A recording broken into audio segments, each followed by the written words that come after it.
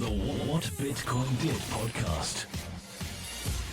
Hello, how are you all? Welcome to the What Bitcoin Did podcast, brought to you by Kraken. I'm your host, Peter McCormack, and today I have the final interview in my Mt Gox series, an interview with journalist Andy Pag, a creditor of Mt Gox and the creator and elected administrator of Mt Gox Legal, a cooperative of over 900 Mt Gox creditors. But before that, I have a message from my show sponsors. So let's talk about my new sponsor, Kraken, again. And during this series of Mt Gox interviews, you will have heard a number of messages about them. And I do want to say a final thanks to Jesse and the team for supporting this series and helping me get out to Japan to interview Mark in person. It really was pretty cool of them. So I want to prepare you for what's coming up. Kraken have agreed to become a long-term sponsor of the podcast, and I've made a decision to align myself with them and their mission, and they will be the exchange that I will be using for Bitcoin buying and selling. And I'm going to work with them to share with you what they're doing and why they are the best place to buy, sell, and trade digital currencies. And so we're going to have a whole bunch of interesting things coming up. So keep an eye out for that. And if you aren't a Kraken user or you've not used them for some time, make sure you do go and check them out. Check out what they've been up to recently. They're at kraken.com, which is kraken.com. And next up, my other lead sponsor, BlockFi. If you are interested in a crypto back loan, well, BlockFi is the leading crypto to USD lender servicing customers worldwide, including 47 US states, and their interest rates start as low as 4.5%. Also, BlockFi accepts Bitcoin, Ether, or Litecoin as collateral. Customers can be funded in USD or GUSD, which is Gemini's dollar-backed stablecoin, and you can go from application to funding in as little as 30 minutes. If you sign up at blockfi.com/whatbitcoindid, you can get $25 in free crypto added to customer collateral loans under $10,000, or $50 in free crypto added to customer collateral loans over $10,000, and applying takes less than 2 minutes. That is blockfi.com/whatbitcoindid, which is blockfi.com/whatbitcoindid. Okay, so on to my interview with Andy, and I felt it would be good to have a final guest where we could reflect on the interviews and the information which came out from them. And I asked Andy, as he is very much tied to Mt Gox, but is also a proper journalist. Like, sometimes people ask me if I'm a journalist or not, or make accusations that I'm not a particularly good journalist. I mean, I'm not a journalist, or I don't consider myself one, but Andy is a proper journalist with real pedigree. You know, he's worked for the BBC, so I thought he would be a great person to have on as the final guest. He's also a creditor, and he is also the creator and elected administrator of Mt Gox Legal, a cooperative of over 900 creditors with claims totaling more than an estimated 125,000 Bitcoin. We didn't just reflect, though. Just prior to the interview, some claims regarding Andy's discussions with Brock Pierce and Mt Gox appeared on Reddit. So I put these to him and gave him a chance to respond. So that's in there as well. And listen, I've added some kind of concluding thoughts to the outro. You might want to check those out. And if you've got any questions about this interview or any of the interviews, or you want to get in touch, feel free to reach me on hello@whatbitcoindid.com. I've tried to do my best with this. It all came together at kind of short notice, but I hope you've enjoyed it. So yeah, if you've got any questions, feel free to reach out. And listen, if you have enjoyed these Mt Gox interviews and you want to support the show, then there's so many things you can do. I've got a section on my website, which is at whatbitcoindid.com. You click on support and that'll tell you. And I need to do a thank you to my patron top tier sponsor. Check out vidyen.com, who create open source plugins which you can use to reward users with virtual items or store credit when they mine crypto in their browser or on your WordPress website. That's vidyen.com, which is VIDYN.com. Okay, so on to the final interview. As I said, if you've got any questions, feel free to reach out to me. My email address is hello@whatbitcoindid.com.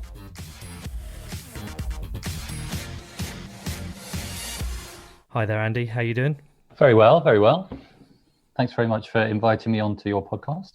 No worries. Thank you for coming on. It's been quite a couple of weeks, actually. Very busy. And one of the things that I feel right now is like, I almost want to do it all again because I've got so much more information and I've got so many other questions I want to ask people, but I guess that's just the nature of this, right? It's one big, deep rabbit hole. Yeah, I think that's very much the journalistic process. Is the reason why right to reply is such a key part of it, because it helps you get further and further into the detail of anything that you're looking at.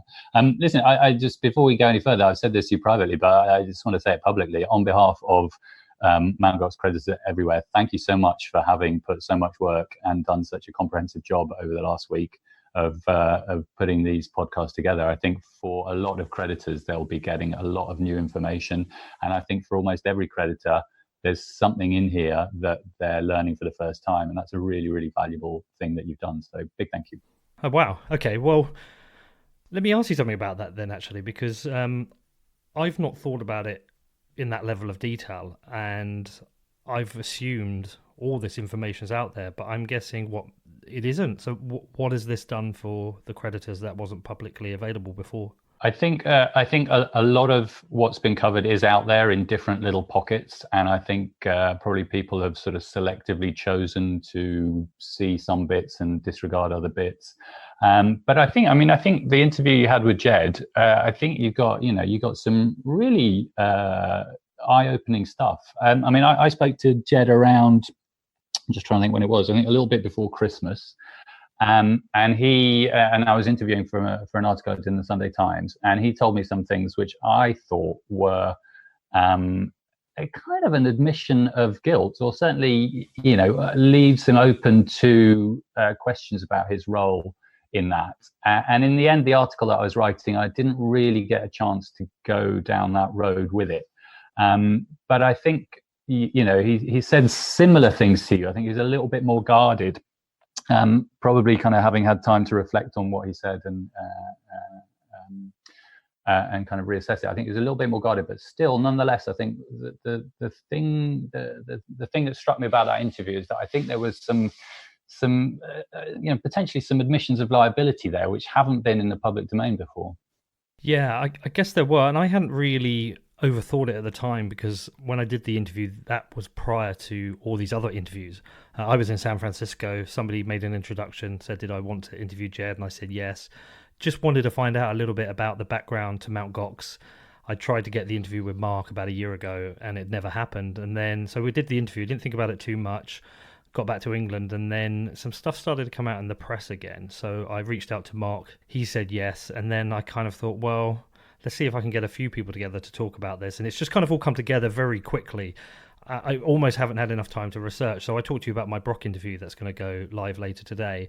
I had to move that a day early because I flew out to Japan to do the interview with Mark, and I didn't have enough time to prepare. And, there were a couple of times I was definitely caught short, or caught in a way where I couldn't articulate the question, or didn't know the question I wanted to ask. So yeah, in some ways, I almost want to do a write-up at some point. But that said, look, we said this show would be a reflection, so maybe we can bounce some of my thoughts back and forth between each other. I do, though, there's a couple of things we need to cover first. Like, we need to do a bit of the background for who you are, and obviously, look, something that's come up on Reddit in the last few days, so I'm going to want to ask you about that and give you a chance to respond. But, great, thank you. But before we get to that, can you just explain your background, your role in Mt. Gox? I've obviously read your story about, wanting to buy the property, but give me your background to Mt. Gox, and then talk me through how you came to be so involved with Mt. Gox Legal. Can you just tell me the backstory? Yeah, so I think I found out about Bitcoins in early 2013 and thought, oh, this sounds interesting. And I kind of didn't really do much. And then the price started to rise, and I thought, okay, look, I'm really missing out here. I've got to sit down and sort of understand how this works. And I think the big draw for me at the time, it wasn't the crash. 2008 crash was still sort of fresh in my mind, and here's this kind of technological solution that kind of maybe promises to stick it to the bankers and democratize money, and that all sounded great. And I thought, well, it's got to be worth a punt. So I sunk a bit of money into Bitcoin. So I kind of did some research. Mt. Gox was the largest exchange out there, and so therefore I assumed it was the most credible. I was certainly conscious of the fact that exchange was regularly hacked and all the rest of it. So I sent off some money by wire transfer, bought some Bitcoins with it, and I was kind of a hodler, really. I just kind of would look at it from time to time. And then the price just went absolutely crazy, and it was a lovely feeling. I remember for about sort of 3 or 4 months, every day it was worth more and more, and and there was a kind of sort of pride, and I was a little bit braggy about it with my family and my friends. Like, oh yeah, how much money have you made today? Oh, all of this, and it was just like, oh, just really riding that wave. It's such an elating feeling, and then I think the price peaked and it started to drop, and I was, oh, what to do. And then the next thing Mt. Gox stops withdrawals, and then it shuts down completely. And I was in a state of shock for a good couple of days, just reloading that Mt. Gox webpage and getting the error message coming up, and no one having a clue what's going on, and Reddit going berserk with all sorts of crazy theories. And then, basically after that, sat back and watched it unfold for another 4 years. And there were points where you kind of almost forgot about it and certainly gave up on it. And then the price of Bitcoin, when was it? Sort of late 2006, late 2017, price starts to climb. And I think it was kind of Mark that was on the forum saying, look, you guys need to get legal advice, because if this goes over, effectively, if it went over $2,500, then there's a surplus. And Mark was telling people that surplus is due to go to shareholders rather than creditors. You guys need to get together, get some legal advice and figure out what to do. And I'm based in the UK. And what do I know about lawyers in Japan? And certainly they're very expensive. My day job as a journalist kind of came in helpful, because I have a very meager profile, but nonetheless it's something that people can look me up and see who I am and see that I really exist. And so I was able to sort of use that to build some trust amongst people on the Reddit forum, a little core team that we got together of like, well, let's all chip in $100 and let's see if we can get this lawyer to look at it. And I think we had the target of $10,000 to raise as the sort of first legal fees. And we got that within a day. And then there was a further set of legal fees, another sort of $30,000. And we had that all within a week, which was amazing. And lots of people, I think, were really hungry for, let's just try and get some proper answers here rather than the lunacy that's going on Reddit. And through that, we were able to get a legal opinion from this lawyer in Japan, who's one of the sort of top bankruptcy lawyers from one of the big 4 firms in Japan. We through that, we were able to sort of see, okay, well, under bankruptcy, these are the rules. It's dictated by the statute. There's only so much that the trustee can do. His hands are tied. If there's a surplus, he has to give that back to the shareholders, i.e. Mark and Jed. But there's this other process called civil rehabilitation. This hasn't really been done before, certainly not on this scale, but potentially it means that the benefits can be shared amongst creditors. But even that is complicated, because no one can lose out when you go from bankruptcy to civil rehabilitation. And if you've got a Bitcoin claim, your Bitcoin claim under bankruptcy is only worth $450, $480, whatever it is in yen. And when you move that to civil rehabilitation, you can sort of value your claim differently, and your value increases. But if you've got a fiat claim, your value decreases, or it would do. So we had to sort of get together a load of documents and present them to the trustee and to the court to say, we as Bitcoin creditors do not object to fiat creditors getting 100% of their claim under civil rehabilitation as they would have under bankruptcy if we move to civil rehabilitation, even though we as Bitcoin creditors, we're arguably kind of getting less in Bitcoin terms. But the maths of it, even just talking about it, and I know this inside out, even just talking about it gets me confused. But essentially, it was quite a difficult process, because all creditors have to be treated equally. And what we're doing by moving to civil rehabilitation actually is a bit of a fudge on that. But we've shown that there is consent from Bitcoin creditors to allow that fudge, in order to be able to move that, because ultimately it's in everybody's interests. So that process is underway. It's interesting. Everybody kind of constantly refers to the fact that civil rehabilitation is done and dusted. It's not quite done and dusted. What happened in June was that the trustee approved the commencement of civil rehabilitation, and that's a process where he has to open up claims again, so everybody gets to pile in their claim one more time. Then he assesses all those claims and then submits what's called a CR plan to the court for the court to approve. Now, anyone can submit a civil rehabilitation plan, and at the end of this deadline, which I think is coming up in April, the end of April, the trustee will submit that, and anyone else can submit a civil rehabilitation plan. Creditors vote on that, and if any plan gets more than 50% of the vote based on the value of your claim, then it gets approved. So from our point of view, we're very concerned that, the more plans are submitted, the less likely it is that any single one plan gets the consensus. There's already going to be some sort of natural wastage of some people not being aware or understanding that there's a vote and the importance of it. So what I've been doing and what our group's been doing is really trying to focus on making sure that all the interested parties, we're all lobbying the trustee to affect the single plan that he's going to put in, rather than trying to sort of branch off and say, well, screw that, I'm going to come up with my own plan. So it's quite important for creditors, because this isn't a done deal yet. It's quite important, I feel, that there's only one plan that goes forward, and we're in the process of lobbying the trustee and saying that this is what creditors want you to put into this one plan.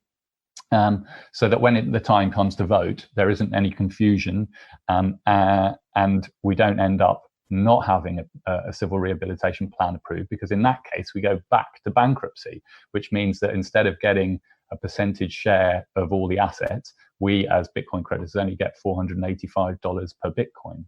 And the way the price is at the moment, that's about sort of half, a little bit less than half of the claim we would have under civil rehabilitation. So there's a big interest there for Bitcoin creditors to make sure that this process goes ahead. And Bitcoin creditors are by a long way the vast majority, both by number and by value, of this whole bankruptcy proceedings. So that's one of the things that we're doing at Mt Gox Legal. Another very important issue is this idea of zombie claims, I call them, so-called self-assessment claims. So under civil rehabilitation rules, the trustee arguably has an obligation to make sure that everybody that could claim is represented, even if they didn't get their claim in on time. So what that means is he's going to look at the database and he's going to generate a claim for everybody, even if they didn't actually file a claim. And for all of those people that didn't file a claim, he's going to keep money aside for them for 10 years. And if they don't claim it in that time, he's going to give that to the Japanese Treasury. Now, this adds up to somewhere between 10 to 20% of the total value. So effectively, it's a hit of 10 to 20% on all claims, on all Bitcoin claims. And while we want to make sure that all creditors get a fair shot at submitting a claim, what we don't want to do is see 10 to 20% of the value going to the Japanese state. So one of the things, again, we're doing with our lawyer is we're filing an objection to self-assessment claims in order to try and stop that process. And then the third big thing that we're doing at the moment is, well, actually there's a few more, but the third sort of main thing that we're doing at the moment was I'm looking very intensely at CoinLab's claim and just trying to understand what the dynamics are around that. Now, as creditors, I think the ugly truth is that there's not really a great deal that we can do. The trustee, we can make representations to the trustee, but the trustee has an obligation to treat all creditors equally, even those that don't have an approved claim. Like CoinLab's claim at the moment has been rejected, so it's an unapproved claim. But there's a process that can now go through, and that process poses a number of problems for creditors. The first thing is that it's a process that could take up to 4 or 5 years, and secondly, depending on how that process unfolds, it could potentially hold up any kind of distribution to creditors during that time. Now, there's a few factors that really at the moment all we as creditors can do is try and get a grip and a handle on what those factors are, so in order that we can sort of plan for what the likely eventualities are. There are some people that I'm in touch with that are planning legal action in the hope that can shape the outcome. But I have to be honest, I'm not hugely optimistic that that's going to be possible. I mean, you haven't spoken with Peter Vicenis on your podcast. I don't favour his claim in any way, but it might be worth me putting the argument for Vicenis to you, so you can see why it's such a difficult issue. I'm conscious I'm just talking uninterrupted here, so feel free to dive in if I'm rambling on. Well, it's interestingly about Peter Vicenis, I have tried to reach out to him a number of times. Actually, a year ago, when I saw the AMA by Mark, I put a note up there saying, look, I'd love to have you on the podcast. Mark replied, he said, yeah, he'll email me. And then what happened, I got approached by somebody to interview Peter. I think it was like somebody who ran his PR communications, which I responded, said, yep, sure, happy to do it. And then nothing came of it. And then obviously these interviews have happened. I'd love to have Peter on. I think I'm a fair interviewer. I think I give everyone a fair chance, and I think it's an important part of the story. Now, I'm not sure That's if interesting. When sorry to talk over. When was that? How long ago was that? well, if you think he did the AMA in about, was it March last year? I think it was March last year. It was March or April. Pretty much straight away they got in touch. Very close to flying out to, I think it's Seattle or somewhere, to go and do it. And then it didn't happen for whatever reason. I think possibly because I wanted to do the Mark interview first, and then the Mark interview never happened. So it just didn't happen. Now, I have emailed Peter, and I know he's seen the emails, or somebody has, because I use an email client called Polymail, and it just tells you when something's been read. So the emails have been read by him or somebody else, I don't know. But there's been no reply. I mean, I don't know if he's listening to these. I would hope he would come on. I'd hope he'd discuss it. I don't know if he legally can't. I mean, I don't know, because it's a legal case whether he can. I suspect that legally it wouldn't be in his interests to put any information into the public domain that might influence the outcome of what is a lot of money at stake. So I suspect he's wisely keeping his counsel. And also, like, the court of public opinion is firmly against him. I've not met or spoken to a single person who thinks there's any validity to his claim. I mean, I tried to sit on the fence with it. I tried to say, well, look, he did have an agreement of sorts.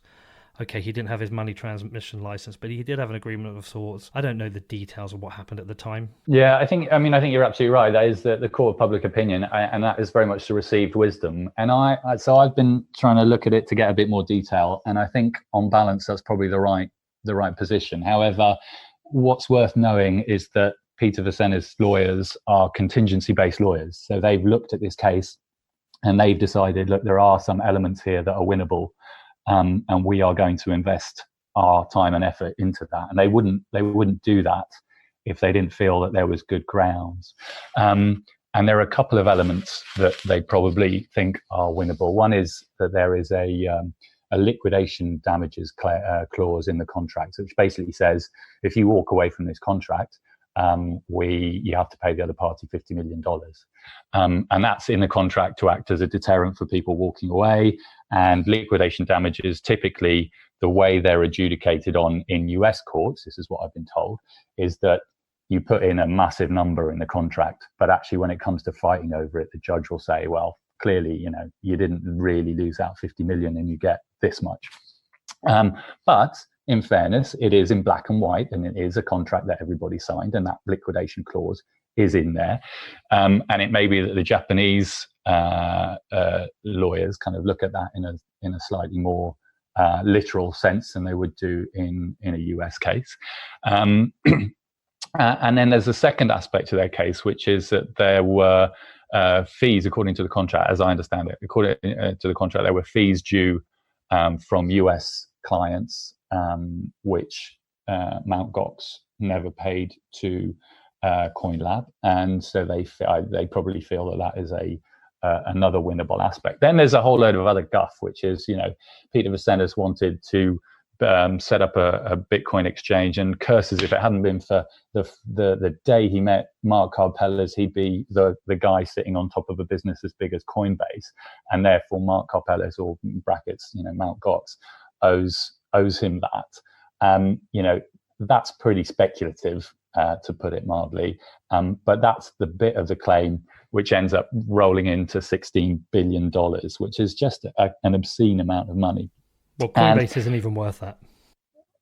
Yeah, I think we've kind of looked at it several different ways, and just doing all the mental, mathematical gymnastics that you can do to try and, well, where can we add money on? It's still really hard to see how it gets to 16 billion. Now, there's a couple of sort of legal strategy reasons why it might be they've come up with this figure. One is that it's bigger than the whole of the estate, and therefore it blocks distribution. So if they come back and said, well, our claim is 50 million in liquidation damages and 25 million in unpaid fees, something like that, 75 million, the trustee could say, all right, well, look, we're going to argue about that, but we'll put money aside to cover it in case we lose, and in the meantime we'll distribute the rest to creditors. They'll get an interim distribution.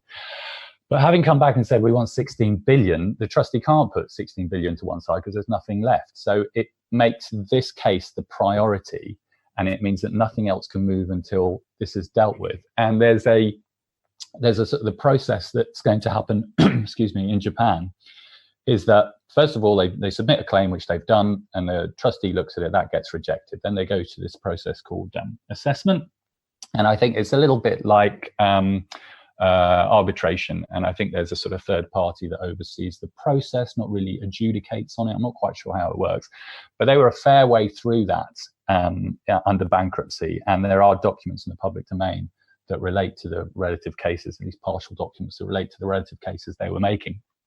And I think where I do sort of find confidence in the fact that this is ultimately going to be kicked out is that the trustee, both the trustee and CoinLab's lawyers both got experts to testify, because ultimately it all comes down to, were they licensed to act as an exchange at the time they were doing it? And it is a grey area. There are sort of different shades of grey on this.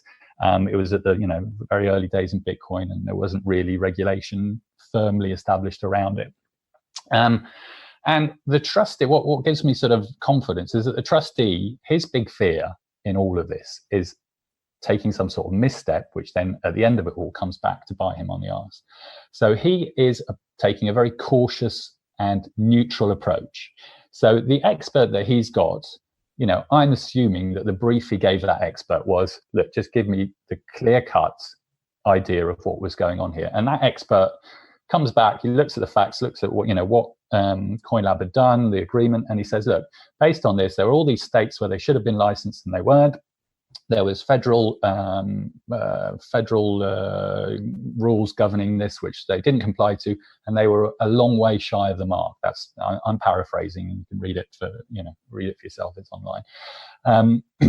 And CoinLab also went and got a lawyer. Now CoinLab are under their lawyers are under a different set of constraints. Their constraints is to win the case, not to find a neutral objective position, because the trustee knows that if he goes too hard one way, he'll get sued. He'll get sued by CoinLab. His law firm will get sued by CoinLab.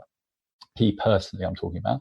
And if he goes too far the other way, he'll get sued personally by the creditors who are angry at. So his real motivation in all this is to steer a really, really neutral path that is beyond any kind of reprehension. And his opinion, the opinion that the expert, the opinion that the expert whose brief the trustee gave to him comes back and says, look, they fell shy of the mark. Obviously, CoinLab, the brief they've given their expert is like, we want to win this case. And looking at exactly the same set of facts, a different expert comes up with 180-degree polar opposite opinion that actually CoinLab were doing more than they needed to in order to comply with licensing and regulation. And whether if they were licensed and regulated properly, then Mark had no right to break the contract and is liable for all this money. And if they didn't, then CoinLab can go whistle for this money because they're not entitled to any of it. I've seen some of the emails, the back and forth as well.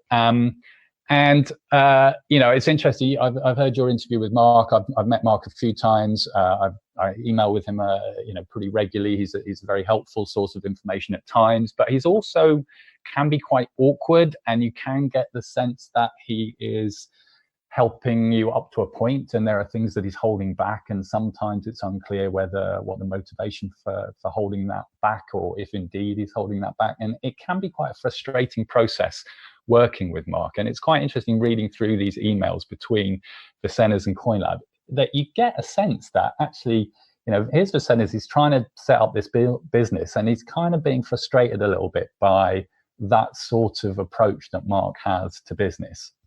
And you can choose to see that in one of two ways. One is that Vincennes was a very serious businessman and Mark was a bumbling amateur. The other is that actually Vincennes was trying to do some shortcuts here, a little bit sort of Del Boy.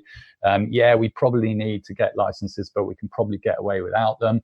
And Mark on the other end is being this starched shirt upright. Well, actually, no, you haven't done it the right way. The reason I've entered into this very generous agreement with you is because I just want someone to take care of this 100% so that we're fully licensed, we don't have any problems.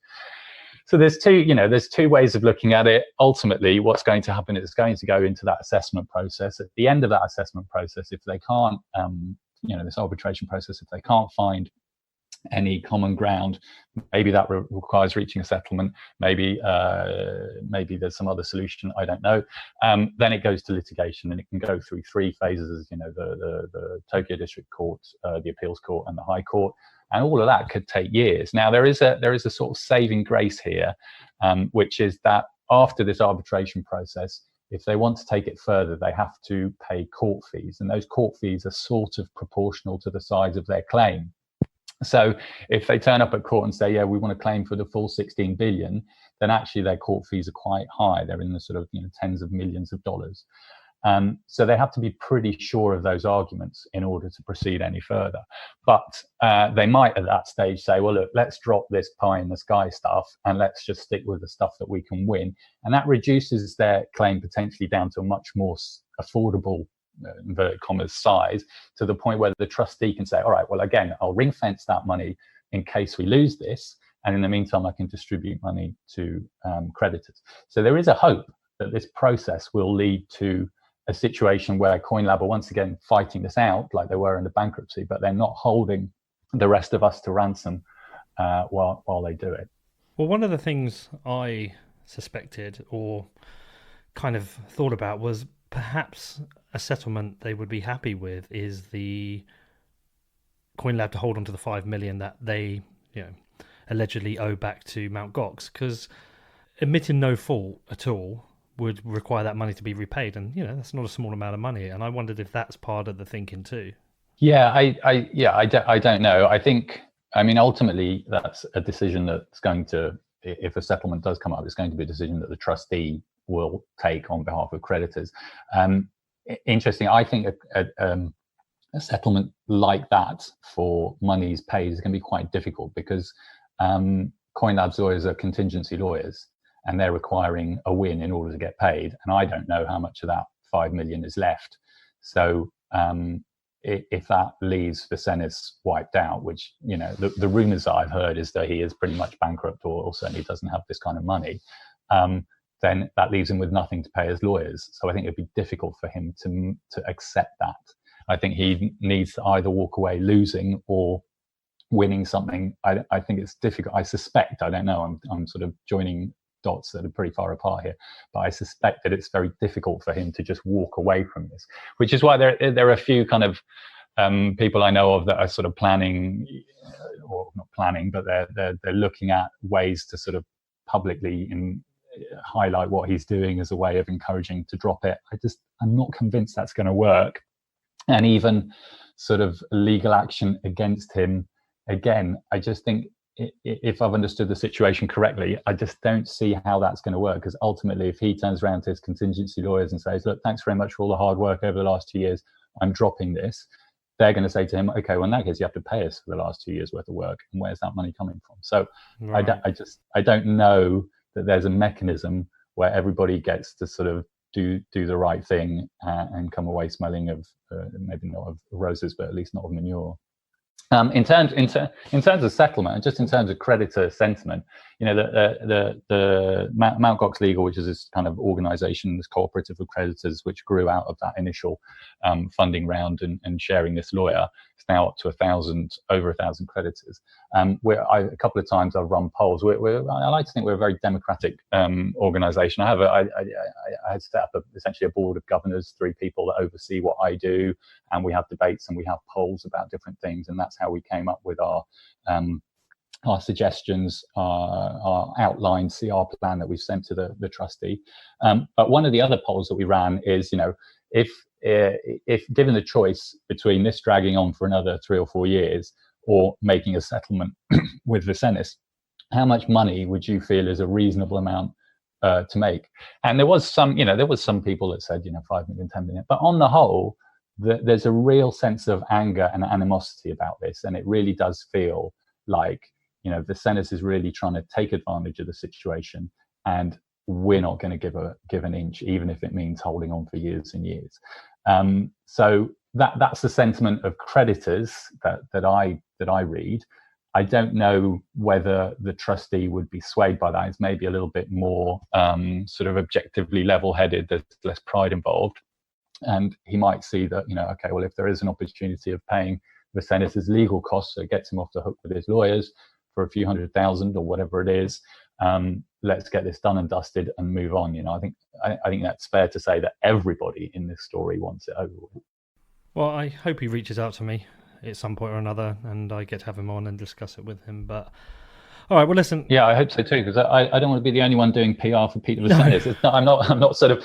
I hope that doesn't come across as me sort of defending or justifying his position. But I think it's important to understand the sort of dynamics around this situation, not because specifically there's something creditors can do, but I think it just helps in terms of managing expectations of how this situation might flow out. Well, I think balance is important. So, well, listen, hopefully he will, and hopefully he'll come at some point. And you know what? Maybe it's down the line. Maybe he'll come on at some point after the process is over. But we'll see. But thank you for doing that, because that is really useful, because I've only heard negative sentiment towards Peter, but nobody's actually kind of given him the benefit of the doubt and tried to explain the situation. So that's very useful. Okay, so back. And just to be clear, I've got no sympathy for his lawsuit. I think it's from what I've seen of it, I think it doesn't stand up. This opinion that the trustee has got, I am sure that the trustee approached getting that opinion in a really objective way, and it clearly says he was out of line, and I think that is the bedrock that we can cling to. Whether the legal system takes 5 years over coming to that same conclusion or not is not something I have as much faith in, unfortunately. Well, I think the only benefit of it taking another 5 years is sometimes I question whether the length of this case has made it the ultimate hoddle. Like, have you ever had the honest conversation with yourself about whether it's been more profitable for you to be stuck in this process than having free reign to kind of buy and sell your Bitcoin? Because there is the potential that if you'd had the opportunity, you might have sold at different prices. Like, you might have sold at $2,000, say, or something, and by the time this process is over, it could be up to like a 20 grand Bitcoin. So I think there was definitely that conversation last year when it was up around, $15,000, almost $20,000.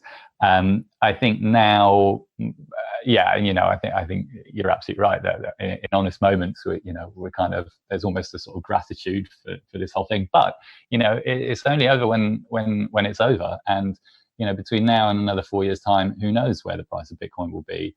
It's interesting that there is a real sort of groundswell amongst creditors that they want their Bitcoins back. They don't want the trustee to sell them.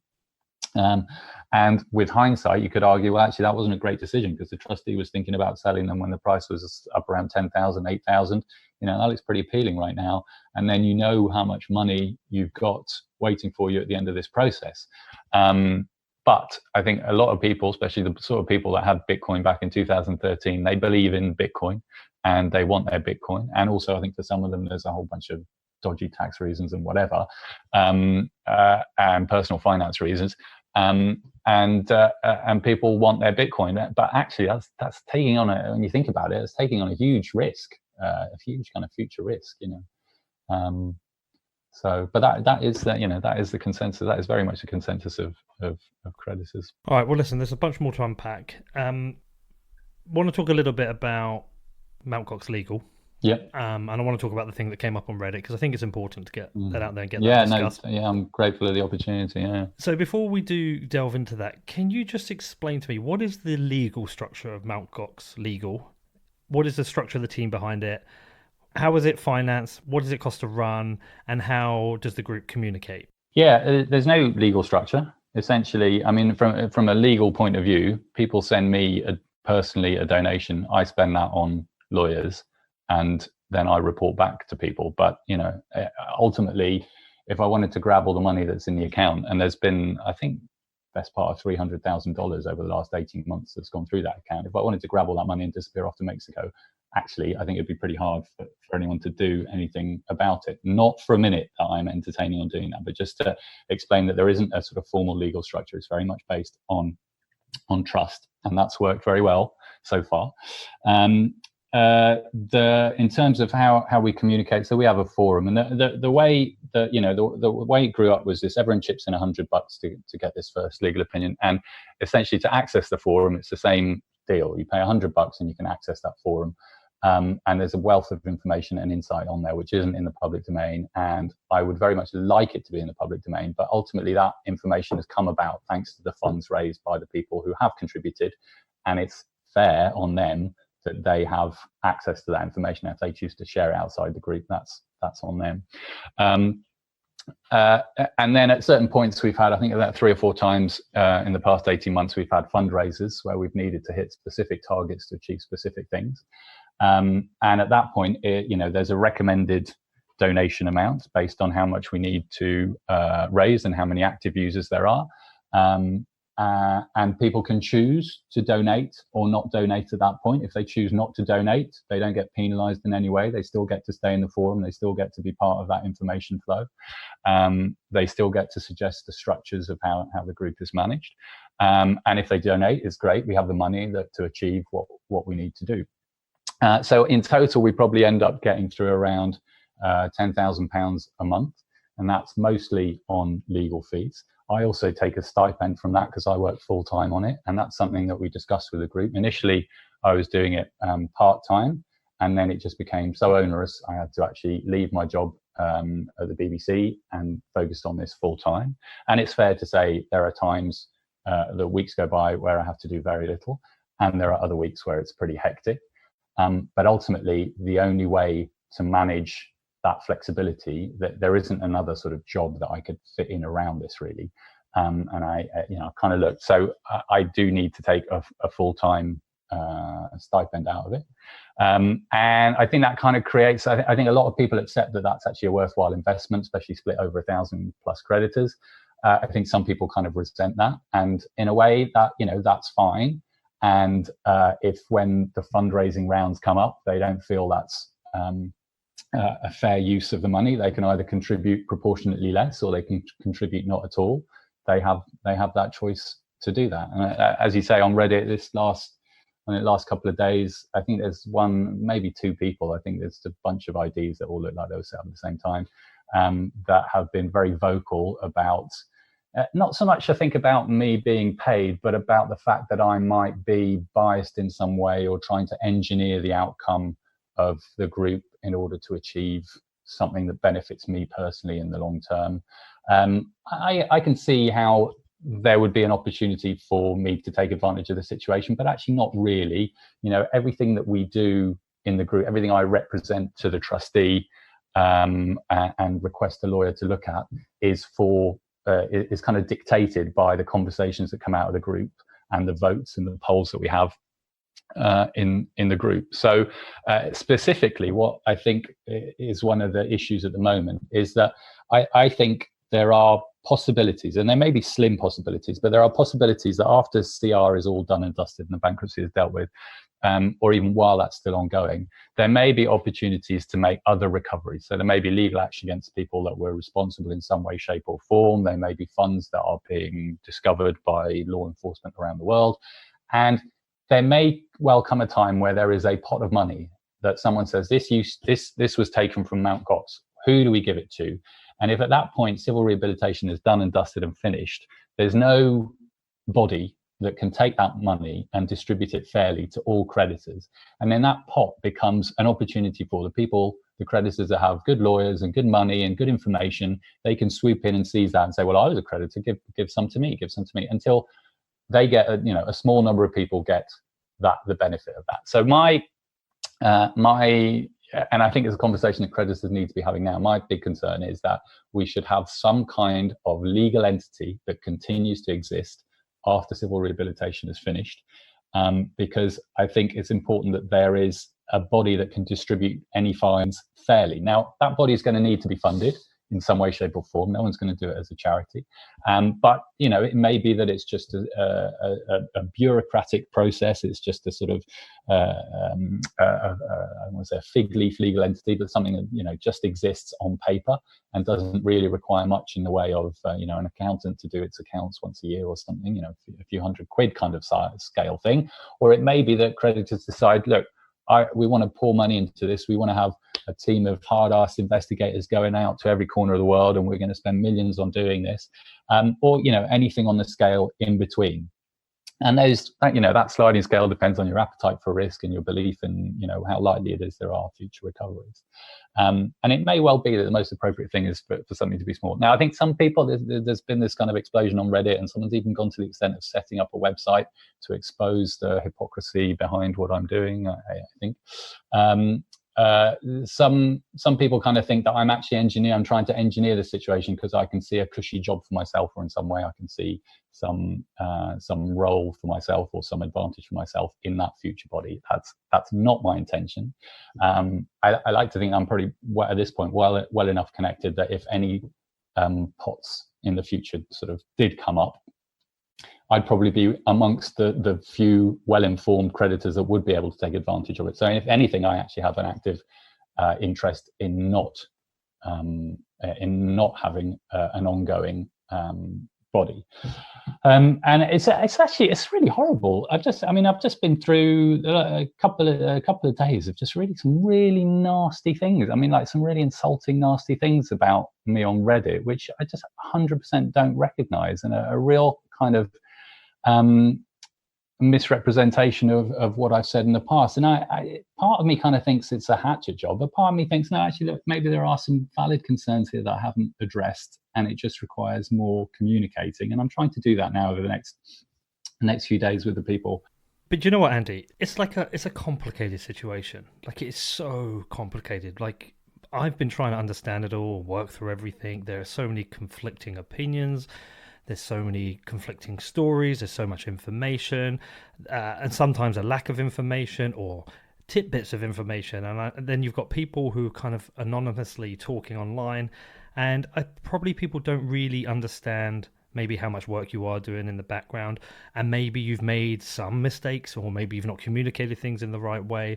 But it doesn't feel like Reddit's ever going to be the place to solve certain issues relating to this, right? And also, I guess there's never really been a situation like this. I don't think there's ever been a situation where a company's gone into bankruptcy, and then during the bankruptcy process, the assets have suddenly become worth $1 billion, and there are 24,000 people around the world who need fighting to deal with the Japanese courts. It's like a unique situation of so many different complexities, and I think sometimes maybe potentially people just kind of get the wrong end of the stick. Yeah, and I think, I think, even, I do this as a full-time job. I sit across this stuff, and even I struggle to keep up with it. And, the forum that we have is a really good source of information. But, if you were just signing up to it today, it's like being hit by a waterfall. It's just like, where to start? There is a lot to keep up with. And it's difficult because there's not really an easy way to distill things down, and all these situations are constantly evolving as new bits of information get added to the picture. And it's almost like, if you haven't been on this wave since it started, getting on it now, good luck with that, because it's difficult. So that is kind of, I suppose in many ways that is the bulk of my job, really, just trying to kind of calm down people that are sort of putting two together and coming up with something else, and just kind of trying to keep everybody on track with what is, what seems viable information and what is more or less reliable, let's say.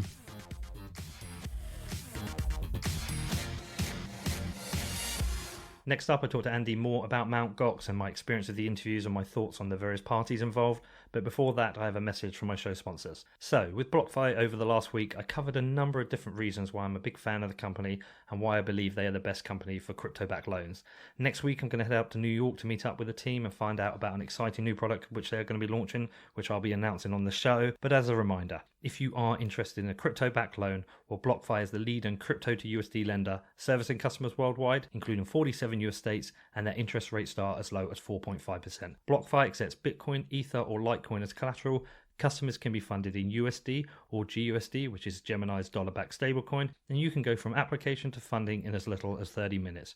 If you sign up at blockfi.com/whatbitcoindid, you can get $25 in free crypto added to customer collateral loans under $10,000, or $50 in free crypto added to customer collateral loans over $10,000, and applying takes less than 2 minutes. So that's blockfi.com, which is blockfi.com/whatbitcoindid. And another mention for the mighty Cash App, and also another big thanks. And thanks for the team for helping support this series on Mt Gox. They also helped get me out to Japan. So just want to say a big thanks to them again. So the Cash App, have you got it yet? Have you downloaded it to your phone? I've got it. It's really cool. I love it. And I love the company. I love everything they do and everything they stand for. Cash App is the first traditional peer-to-peer payments app to support Bitcoin. It comes with most of the features of a traditional bank, like the ability to direct deposit your paycheck into the app, to have a physical customizable debit card which is linked to spend from, and the ability to earn 10% back at places like Whole Foods with Cash Boost. And that can be used in tandem with your Bitcoin balance. There's seriously no app out there like it. The experience of buying and selling Bitcoin is drop dead easy. It literally requires only 2 clicks and you always receive your Bitcoin instantly. And they are committed to supporting the Bitcoin ecosystem. So go and download the Cash App now from the Apple or Google Play stores. Just search for Cash App, which is CASHAPP. And just a reminder that the Bitcoin buying and selling is only available in the States at the moment. And lastly, let's talk about Blinkist. So do you know these? Funny enough, I'd used Blinkist before they became an advertiser. With so many great business books out there that you want to read or people suggest you read, but you don't have time to get through them, Blinkist has an app which solves this by condensing down the key takeaways and need-to-know information from thousands of non-fiction books into a 15-minute read. I use Blinkist when researching my work because I'm able to find the most useful bits from a book quickly and efficiently. They also have crypto books, including Nathaniel Popper's Digital Gold and The Age of Cryptocurrency by Paul Vigner and Michael Casey. And guess what? They've got a special offer for the listeners on my podcast. If you go to blinkist.com/WBD, you can get a 7-day free trial. That's Blinkist, spelled BLINKIST, blinkist.com/WBD, and start your 7-day free trial.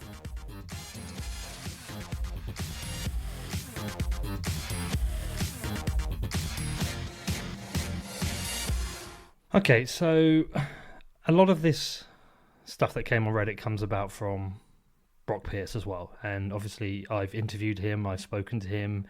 My least favourite of the interviews, I'll share you my thoughts on him as we try and sum up towards the end. But there was obviously some background to this. Brock has spoken to you, he's come to you, he's got an idea. I guess you've been open-minded or receptive because, I think you have a duty to listen to any suggestion, right? So can you give a background to your interactions with Brock, how it came about, and how you dealt with his suggestions? Yeah, I was all set to come here and do a right hatchet job on Brock, and then I heard your interview with him, and he said such lovely things about me. I've got a comment on that.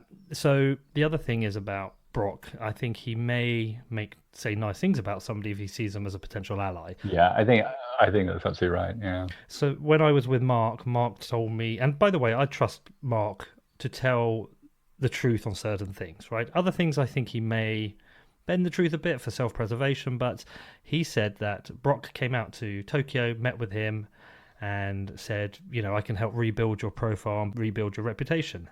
And then he's come on mine and he's done nothing but absolutely hate on Mark, and then he's tweeted some pretty hateful things. Yeah. So I wonder if Brock sees you as a potential ally, and therefore that's why he's being nice, and then when you're not an ally, he won't be. Does that make sense? No, it absolutely does, and I think you're absolutely right. I would just add that I think he thinks I'm a nice guy because he's had very good judgment in people. But no, more seriously, that's it. I think that's exactly what he does. I think he tells people exactly what he thinks they want to hear, and I think that's a big part of the problem that he's unwittingly led me into, in that I had a conversation. There's a huge amount of unclarity about what he's proposing, despite his protestations, and it changes literally from one day to the next. And I think that's a reflection of the fact that he got into this without being particularly well informed, without being particularly aware of the existing creditor groups. Already he sort of barged in thinking, I'm going to solve all this, and he's slowly been coming to terms with the fact that, actually a lot of this has already been solved and I'm kind of surplus to requirements.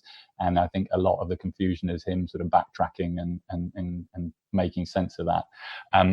But I think you're absolutely right. I think everybody that I've spoken to that he's discussed with have said the same thing, that he's promised all sorts of wonderful things, and then it's turned out to be complete nonsense. So I spoke to him, and again, whenever anyone sort of new appears on the scene, there's instantly this kind of backlash amongst creditors. Who is this guy? He's suspicious.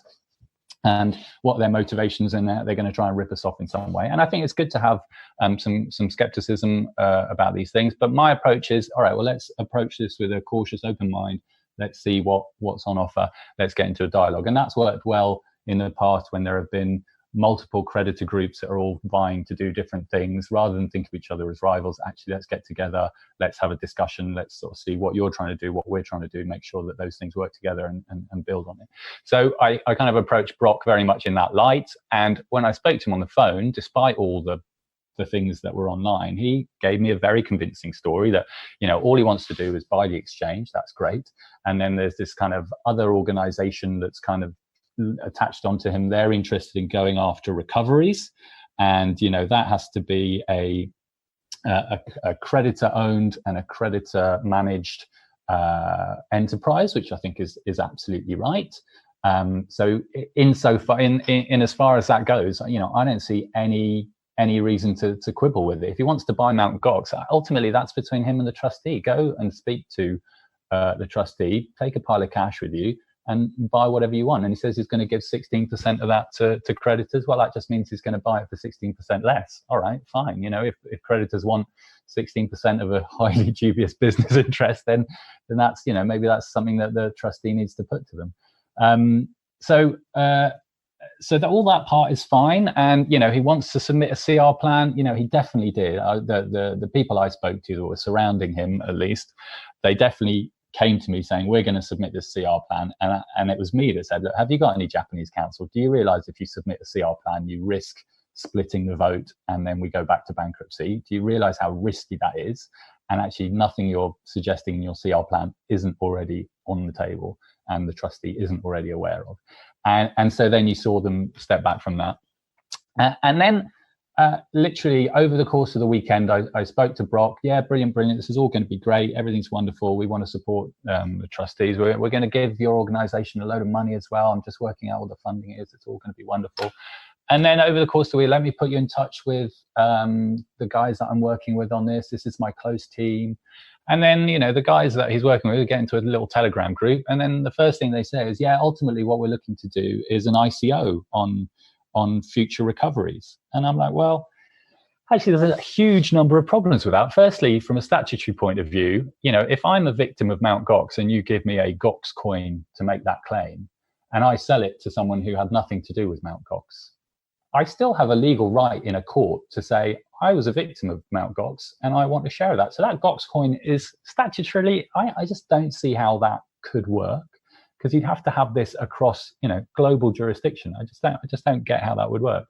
And then there's the other thing is that, well, why do we need a Gox coin? And actually, this is just a mechanism for putting yourself in the middle of something which doesn't need you. And maybe, if you put this proposal to creditors and, you present it in a way that makes sense to them, you can build consensus for it. And I just think that, I'm not saying that it's not the thing to do. It's not something that appeals to me. But I think it is very clearly the sort of, I don't want to say hidden motivation, but I think, the idea that he wants to rebuild this exchange and thinks it's a viable business, that, I just, that doesn't make sense to me. I haven't spoken to anyone to whom it does make sense, but whatever, he's got the money, go ahead and do it. But if you then tack on this idea of, well, I'm, somehow going to be behind a Gox coin. I know he sort of denied it on your interview. And again, I just wonder if that's him changing his coat to fit the weather. I just can't make sense of what he is suggesting. But ultimately, I think he's been kind of narrowed down and corralled to the point where he's not really suggesting or proposing anything. I kind of wouldn't be surprised if in the next sort of 2 or 3 weeks, we just quietly didn't hear any more about him. Yeah, I think you might be right. I mean, what I took from the interview, which was a very strange one, and I've had 2 or 3 like that in my history of podcasting. I'm not a journalist like you. I'm just somebody who fell into this. But I tend to find the people I trust least, I have the most difficult conversations with. And people who tend to say things like, I just care about Bitcoin, or I just care about the name. And people who tend to say things like, oh, I've done so much for Bitcoin and I've got the most companies, like they're always adding some kind of validation to their actions, because their actions usually are nefarious. So I just found it very strange. I I didn't trust what his incentives are. I assume it's just personally financially motivated. That's all I can think it can be. And, a number of the accusations that he made against Mark, sadly, I didn't have the information at the time, or I wasn't fully up to speed to be able to challenge him. But when he's talked about Mark, say, for example, his goal is to stop Mark getting any money out of this, then I was made aware that it was Mark who let the creditors know that there's this potential situation where the shareholders will have funds which are due to them after the bankruptcy. So it seems to me that Mark has, despite everything that's happened, Mark has actually, he wants to just kind of bury this, and he wants the creditors to get the best deal possible. Yet Brock's here kind of shouting and making accusations that that's not true. Yeah, I mean, I don't want to, having defended Peter Vaselis of sorts, I don't want to sort of leap in and just be the defender of all the people that are poorly regarded in this affair. But I think, look, I'm just saying maybe, and I'm conscious of the fact that if I defend Brock, I leave myself open for this accusation that I'm in his pocket in some way, which I absolutely am not. But look, I don't know. But maybe if I had, apparently he's got $1 billion in various deals, or maybe not, depending on who you believe. But if I had a ton of money and I didn't know what to do with it, then maybe I would think about collecting vintage exchanges, like some people collect vintage cars. And maybe maybe all I'd want to do with that money is sort of make myself the hero of the day. And maybe this is the fantasy that I'd latch on in order to achieve that. So maybe we can take him at face value. I mean, I don't. It doesn't make sense to me. But ultimately, in a way, I'm kind of sick of talking about Brock. Bless him. It doesn't matter. He's not in a position to have any influence over this process, really, other than bringing a load of cash to the trustee and buying the exchange if that's what he wants to do. He doesn't, I think at this point, any CR plan he launched is kind of tainted. I think any kind of brand, it's a pity because he could have come to the whole thing a lot more thoughtfully. He could have, first of all, reached out to all the various players. Actually, him and Kelman have had a terrible spat online, but actually the pair of them, when it comes to putting their heads together and going after Vaselis, I think they would be a formidable team. Unfortunately, I just can't see that's going to happen now because of their personal differences. And they're both apparently working on something along those lines in different directions. So, if he'd come and sort of approached everyone and said, look, this is what I'm thinking. What do you think? What have you done so far? Oh, okay, well, maybe I can support it this way. Maybe I can support it that way. Then he would absolutely be the hero of the hour and everyone would be, carrying him around on a plinth. But it's a pity that he's kind of come sort of, careering into this and then suddenly realized, oh, everybody's already in a room. I thought I was here all alone. I don't know. I've got there. Yeah, like I say, I've got to the point where I'm kind of sick of thinking about it. I'm comfortable with the fact that what he's trying to do is not really ultimately going to have any impact on the outcome of things, other than maybe adding a few million quid to the coffers of the trustee if he wants to buy the brand and the URL. All right. Well, let's forget Brock for now, but I do think you also probably deserve the chance to respond to some of the Mt Gox transparency claims. So there's a couple of things in there that kind of stood out. Can I just say before you start, I love the name Mt Gox Transparency, but who is behind it? No idea. Not very transparent, but okay, let's go. I mean, I think they did a good job of outlining what Brock's mission is or was and debunking it, but they also made some claims about you. It went on Reddit, it got quite fierce claims from people who appear to not have had a Reddit account for that long, but, so be it.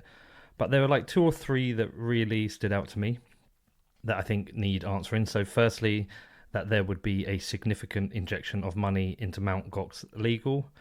And then secondly, that you suggested that there should be close cooperation with Mt Gox Rising.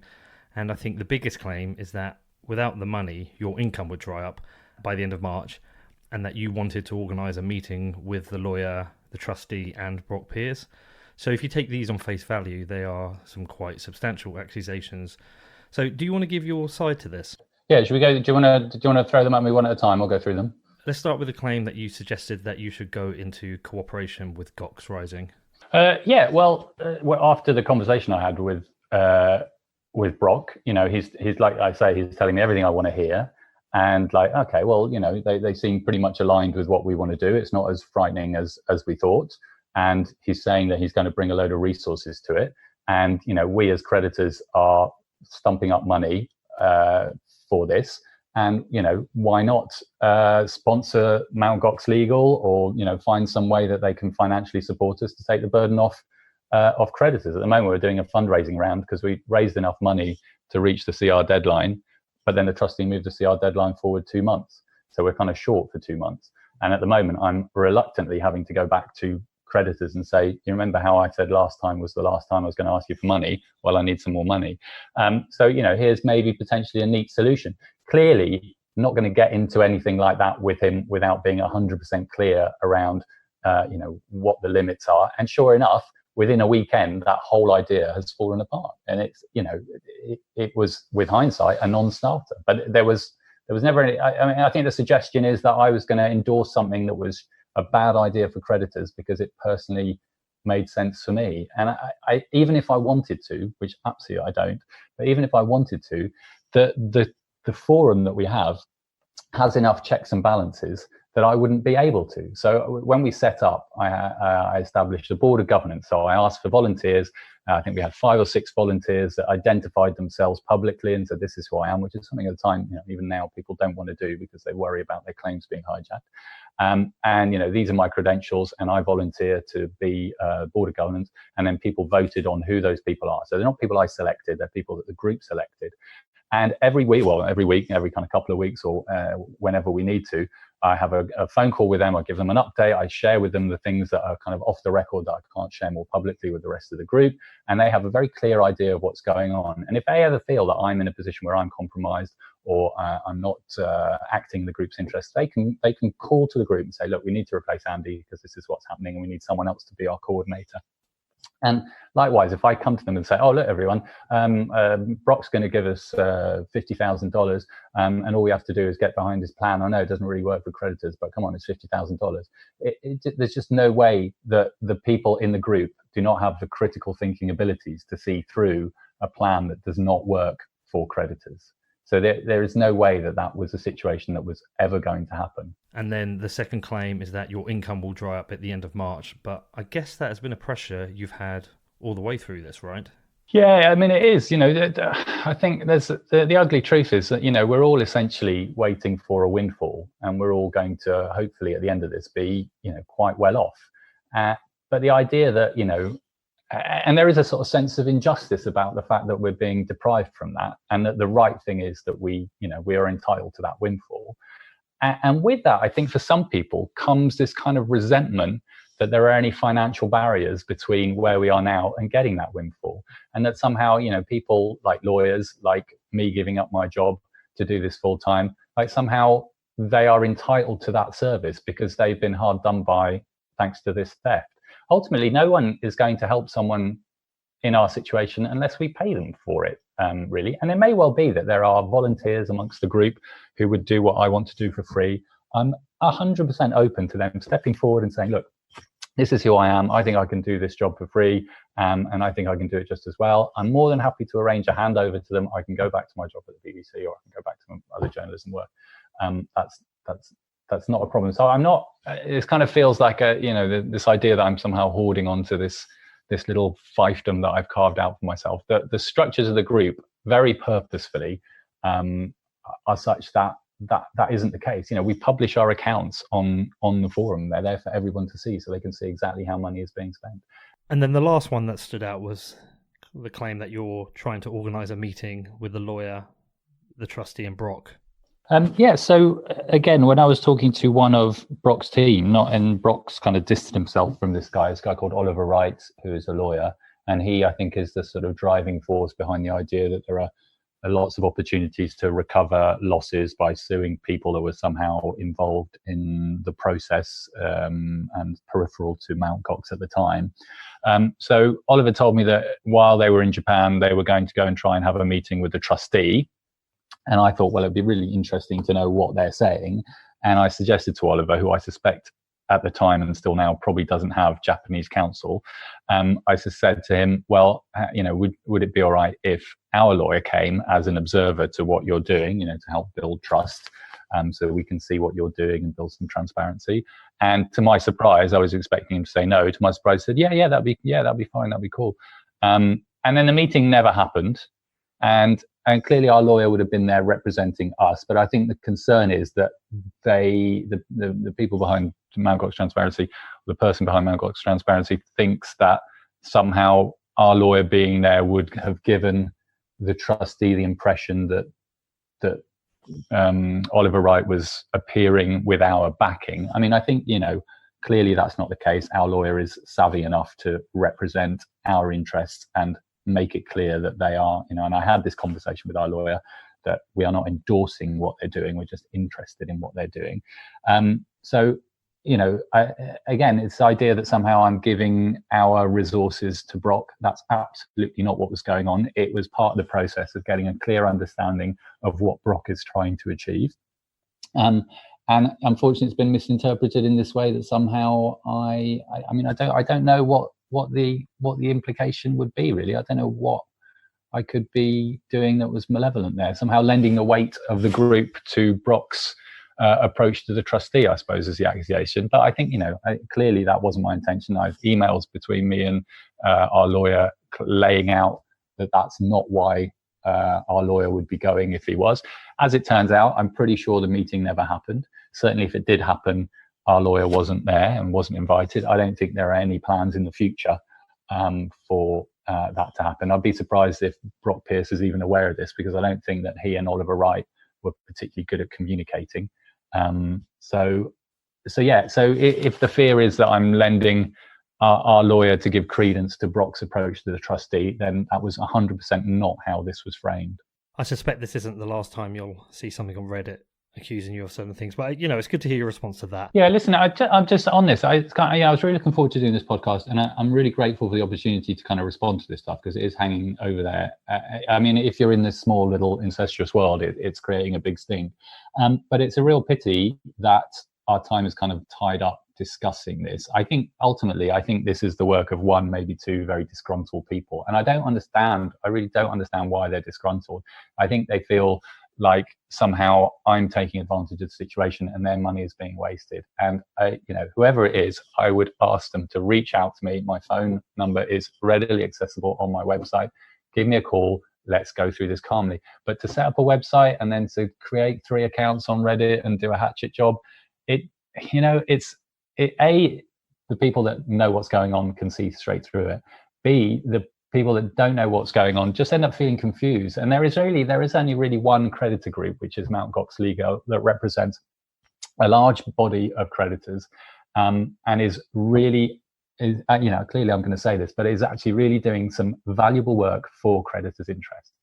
And it's a pity to sort of sling mud at that entity. Yeah, if you're not happy with the way I'm managing it, that's fine. And actually, there are a lot of mechanisms within Mt Gox Legal for you to raise those concerns and for them to be addressed. But to take this kind of outside and set this up and then create this kind of faux controversy on Reddit, I think is really damaging. I mean, for me personally, it's hurtful and annoying. So be it. I'll muddle through. But it's damaging for the interests and the standing of the other creditors that are behind Mt Gox Legal. All right, so I do want to do a little bit of a reflection, though, because it's kind of, as I haven't managed to get the Peter Vaselis interview, it's kind of it's the last interview, and I kind of just want to summarize some of my thoughts, and I thought you'd be an interesting person to have on last to share them with. So let me tell you what I think, and I've got kind of 2 sides of the coin here. Okay, firstly, I'm going to say in Jed's defense, he created, I think, a bedroom hobby project. Nothing more than that. It was kind of like this exchange idea for Bitcoin when there wasn't an exchange. There was no other exchange that existed. And, when he launched it, I think Bitcoin was trading at 6 cents. And then within 6 months, he'd got rid of it. And I've brought this up a few times in most of my interviews.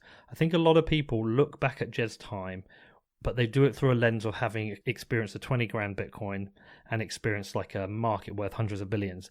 And they forget it was just this very early stage project that he got involved in. He also at the time had a lot of trouble getting banking. He was banking from his own JP Morgan Chase account, I think. And, in his defense, maybe he just thought this isn't worth it.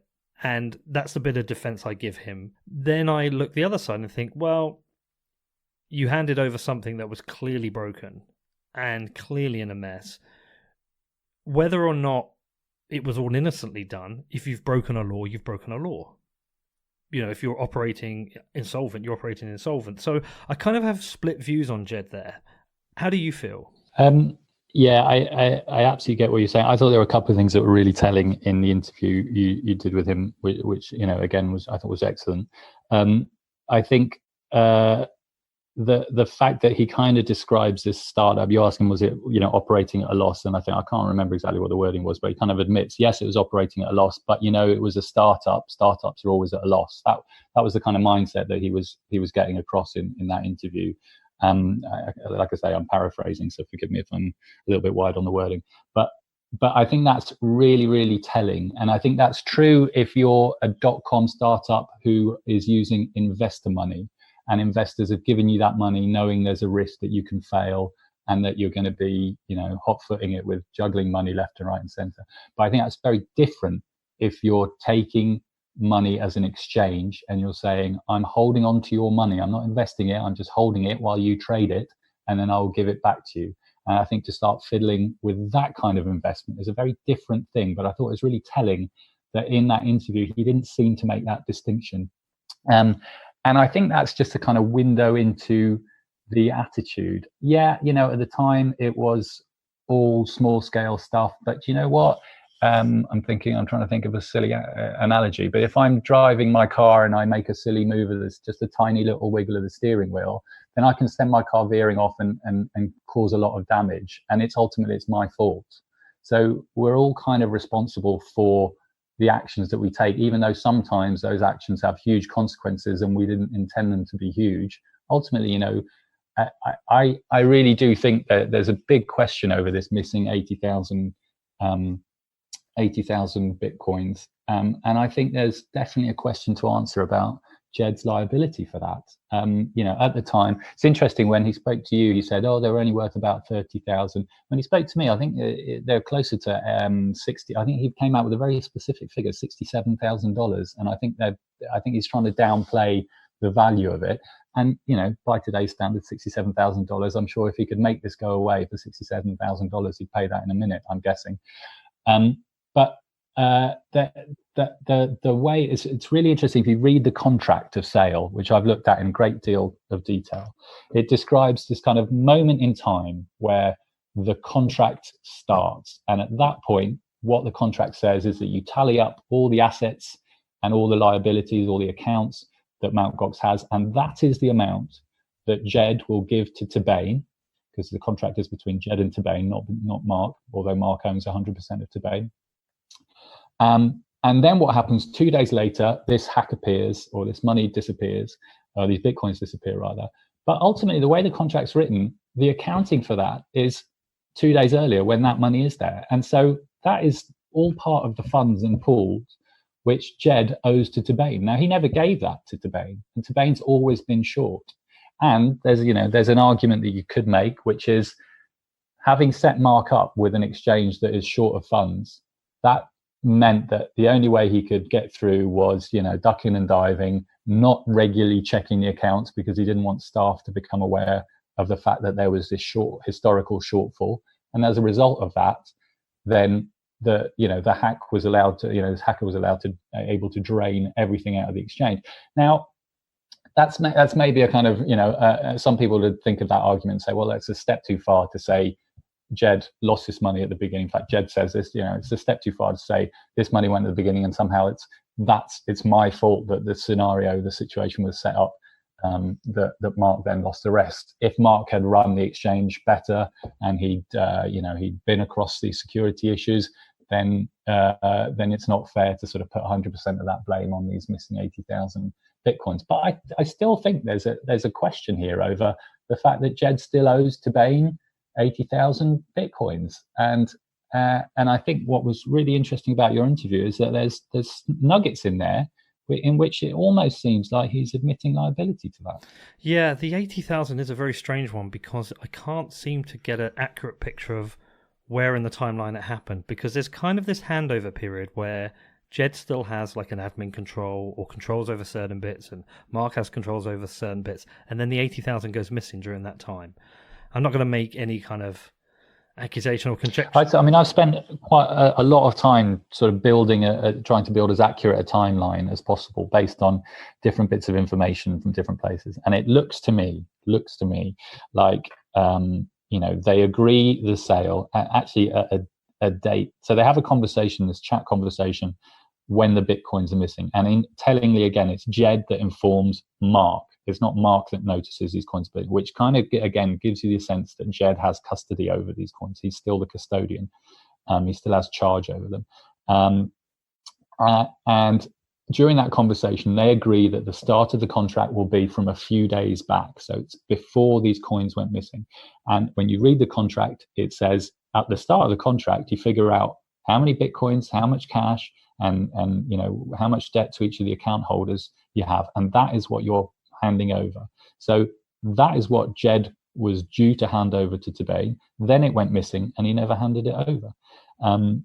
There's a whole load of other kind of mitigating factors as well, which is there's a clause in the contract which says Mark agrees to accept responsibility for ultimately kind of accept, he takes the blame for anything that goes wrong is kind of what it says. There's the fact that Jed told me that they had a conversation about, implied to me that they had a conversation about this 80,000 Bitcoin in which Mark agreed to take that debt on. Now, if that's right, if there's a record that Mark says, okay, 80,000 has gone missing, but here you go, Jed, don't worry about it, I'll take this on, then that does kind of remove potentially some of the liability from Jed about having to pay this 80,000 Bitcoin if there's a subsequent agreement to the contract in which Mark takes that liability away from Jed. So, there's still like 150 ways to cut this. The other thing that I think was quite telling that Jed told me, and this conversation I had with him, it was for the purpose of, it was an interview for the purpose of a newspaper article, and I made it clear to Jed that everything he told me was on the record, so I have no problem sharing it.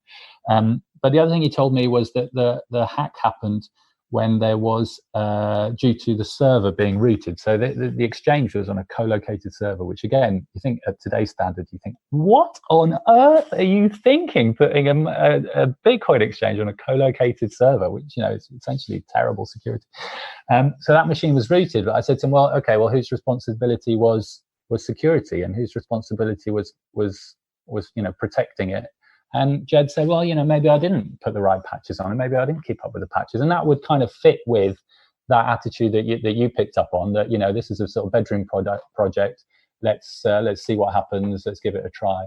I think Jed's being a little bit disingenuous in the sense that, look, he started this thing up. Technically, yeah, okay, there was a few hiccups and bumps and throwing this bit of code together. But ultimately, Jed's thinking that I can see that this is going to be a statutory and a licensing and a money transfer nightmare. It may have some money in it, but I've done this for 6 months. I've already had $50,000 stolen. Let's just this is too much of a headache. Let's get rid of this. And I think that 80,000, my personal view on it, my personal opinion on it would be that 80,000 that went missing. I think the blame for that going missing lies more in Jed's court than in Mark's, and I think that it's difficult. And then there's a whole lot of statute of limitation issues about whether creditors can do anything about it. And I know I spent a fair bit of time looking at how creditors might sort of seek some sort of redress through legal action, and I know there is still other people that are looking at that, and it may well be something that gets revised. I don't know. But I think again, just to reiterate, I think what you got Jed to reveal in that interview, I think is quite telling and quite important for how that story continues. I don't think any of us know what we would have done put in the same situation. You buy an exchange that's doing a little amount of this new digital currency, and then suddenly over the space of a couple of years, it becomes something that's got $500 million in value. Who can be prepared for that? Who knows how to operate that kind of business? I do find that Mark he isn't disingenuous at heart. He just kind of screwed up a few times, and there's a bit of self-preservation there. But he certainly doesn't feel like the person who had the skills or the ability and should have been the person to take over the exchange. He might have had some of the technical skills, but I don't think he had probably the necessary business acumen to do it. And then not only is he taking over an exchange, but he's taken over a few things. He's taken over exchange, he's taken over a business, he's taken over a security nightmare, and he's taking over something that's potentially insolvent and has to find a way to recover at first $50,000, but then very quickly 80,000 Bitcoin. And soon after, Bitcoin went on a run. So that 80,000 Bitcoin, say it's worth 67,000. I've not actually looked up the numbers, but say Bitcoin did a 10x, that's suddenly $670,000. So he was basically dumped with a massive headache. And having met him, he doesn't seem like the kind of guy who would then just get on the phone and say, look, Jed, you've handed me like a absolute shit sandwich here. I don't want this. We've got to renegotiate and switch the site off and say, I'm not having anything to do with this. It feels like he's the kind of guy who probably thought, oh God, I can probably fix this somehow, and tried to, and then just dug himself a bigger hole. How do you feel about that kind of observation? I think that's probably pretty close to the mark, but I probably don't share the same sympathy with that situation. I think, if, like I say, if you take some action that has unexpectedly large consequences, then it's still on your head, just because it's like, well, I didn't know that it was going to be this big a deal. Well, nonetheless, you made a conscious choice at one point. And I think it comes down to ethics. You made a conscious choice at one point when this money had gone missing, not to turn around to creditors and say, oh look, this money's gone missing. And I think at the time it was a third of all the Bitcoins they had, so it's a pretty significant amount. I mean, even if in dollar terms by today's standards it was small, it was still a big chunk of the value of the exchange, of their working. Another way they could have gone is to turn around and say to everyone, look, we've had this hack, we're working on getting the money back, but in the meantime, here's how we're going to do it with fees, and it's going to take a while, and maybe issue a Gox coin or whatever you're going to do. But I think the big thing that swings it for me from, they were just unlucky and that's the way life goes, to they were, I don't want to say bad actors, but bad actors, is that they chose to keep that quiet from creditors. And after that, creditors piled in money thinking this is a relatively safe bet, like me, for instance, however many years later, thinking, all right, this is the biggest exchange. This is the one that everybody's trust. This is where I'm going to send my money.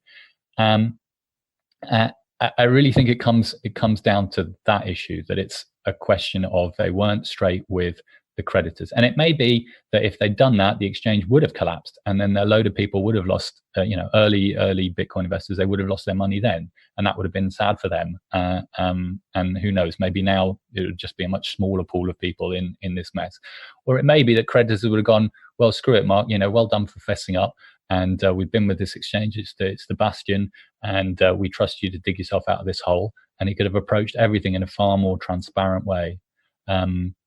And that goes just as equally for Jed, who, by the looks of the conversations that have been published online, was just as much, if not the lead architect in here's how we cover it up so creditors don't find out about it.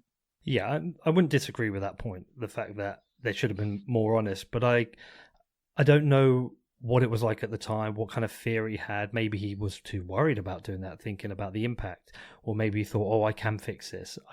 Well, yeah, of course. I mean, of course he was worried about the impact, or he was worried about the fact that he's just bought this business that he's hoping is going to be a cash cow, and all of a sudden it's on its knees already, and how's he going to dig it out of that? Of course, those are all those sort of mindsets, but I think it comes down to a question of ethics. No, I agree, but I just think, based on my limited history and work, I've met many people who've kicked a can down the road and then a business has collapsed at the end. And again, I wasn't there. I can't guess what he did, but I just think he thought he could fix the problem. And I think, but I'm with you on that he should have been honest. But again, I mean, we're going around in circles here. I think you're right. He could fix the problems, but to fix the problems without the consent of credit, essentially this is, you turn around and you say, look, you guys have been, we've been hacked, but ultimately it's your money that's gone missing. How do you want me to try and deal with this? Do you want me to just fold up and disappear and crawl back under my rock? Or do you want me to try and, put fees to one side to earn this money back and swap this for, for dollars so we don't lose too much money as the price grows, or, whatever's going to happen in the future, because they couldn't know it at that stage. There was a way that he could have tried to fix it with the consent of his customers. Yeah, no, I don't disagree. And then I think the other real key point is, I think the biggest and most silly mistake is never having checked the status of the cold wallet. That was obviously, well, we don't know if he did, but the assumption is that he didn't.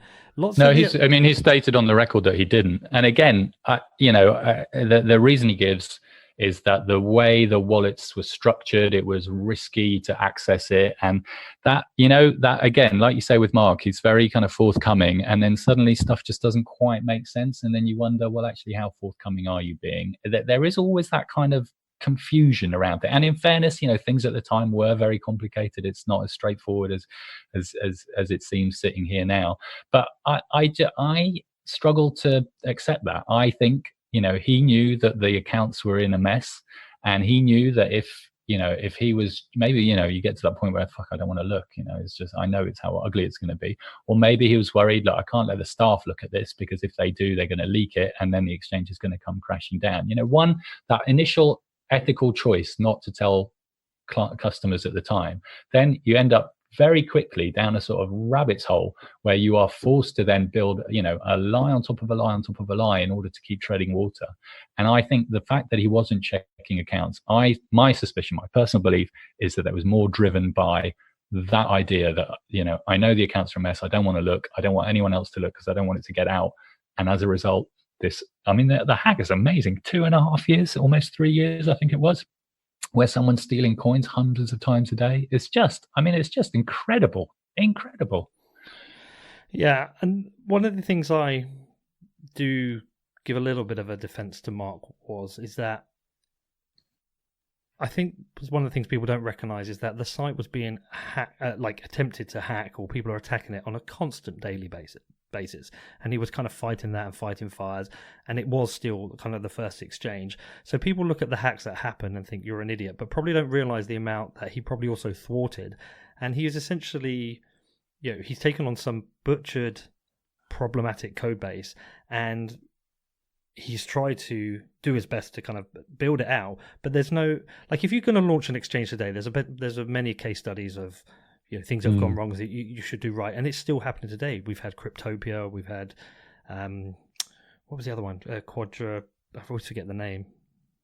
Anyway, and I think some people kind of are expecting to have had the highest standards of security for day one, based on the lens of where we are in the world of Bitcoin and crypto now, and I think that's a little bit unrealistic.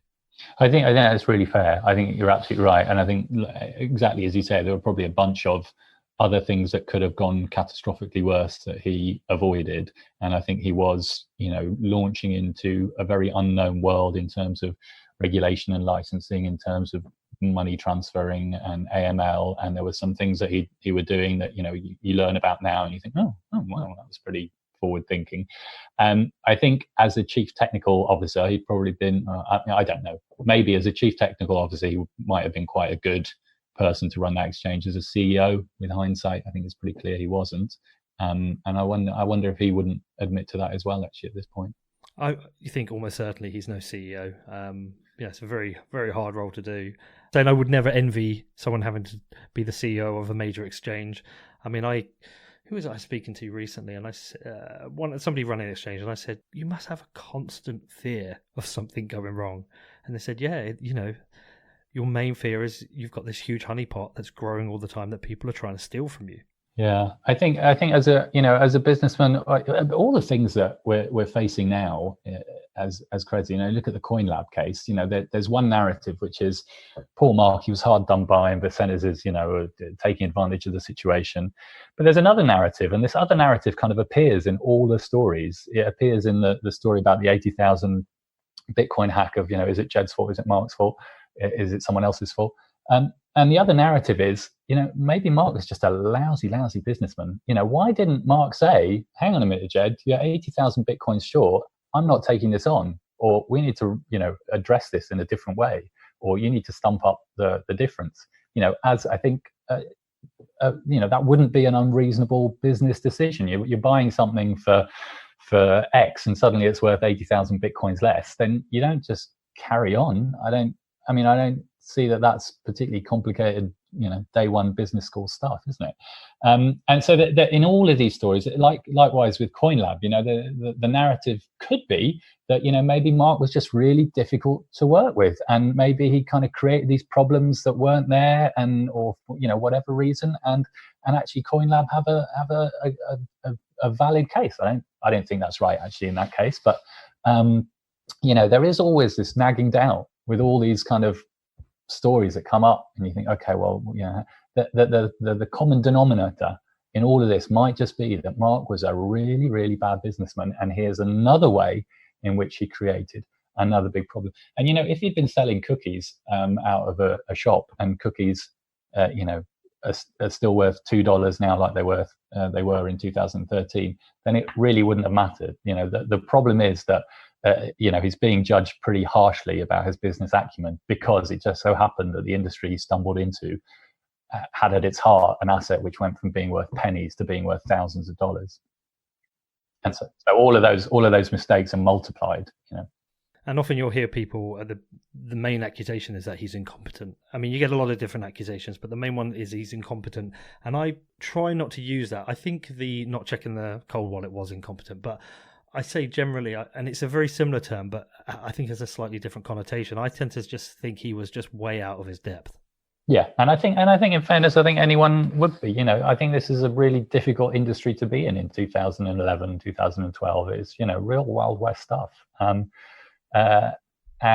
you think about the exchanges that are still around from that era. There's not a lot that are still around. What was it? Is it Kraken and Coinbase? I think that's about it, isn't it? Yeah. Everyone else has disappeared along the way. Is that fair? I don't know.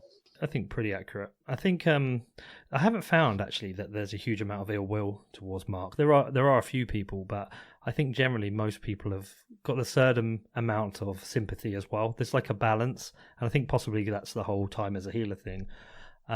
He's got and I think that's a sort of fair way to look at him. I think you're absolutely right. There was a while back where he was vilified and the source of all things bad, and I think now people are just a bit more resigned to the fact that these situations actually there's a lot more nuance and a lot more stuff's going on. I think it's a little bit frustrating that he always kind of hints about the fact that, I can't talk because my trial is going on, but as soon as it's over, you'll get to see the full story and all the rest of it, and we'll see. Maybe his judgment's coming up in a few weeks now, actually.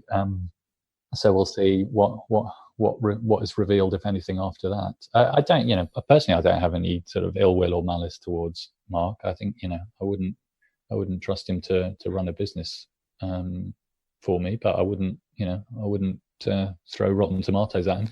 Well, yeah, that's the thing. I mean, yeah, his trial or his hearing is coming up. I don't want him to go to prison. I think he's paid a lot over the last few years. He's had the death threats. He did, I think it was about 11 months in jail, which is like pre-jail. So, he talked about that. There was no going outside. He was pretty much in solitary confinement, essentially, for 11 months, which affected his mental state, which he said about. He's carried a huge weight, and I don't think he should have bared all the responsibility for that. So my personal feelings, and I'm not a creditor, so I might feel differently, but my personal feeling is that, he's going to have some kind of charge over him. I hope it's some kind of suspended sentence, and he can really just kind of move on with his life. I think you're right that he's probably been through more than a lot of us can imagine. And I think one thing that I kind of wrestled with a bit is that sometimes in my conversations with him, I don't get a sense that he's learnt anything from that experience, so that there isn't any kind of, I don't want to say remorse, but at least kind of looking back and thinking, a little bit of humility about the mistakes he's made.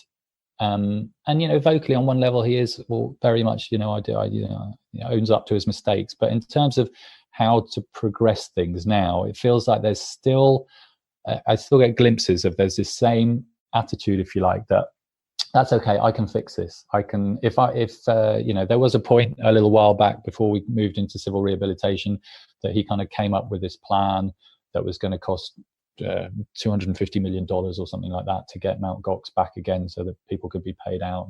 And it's almost like, Mark, you are not the person to be weighing in with this kind of suggestion. Well-intentioned as it is, but the lesson that you should have picked up is that sort of swinging from liana to liana to try and fix stuff is not your role. It's not your forte. And I sometimes wonder, you're absolutely right, I think it's very easy to forget that he has been through more than most of us can imagine.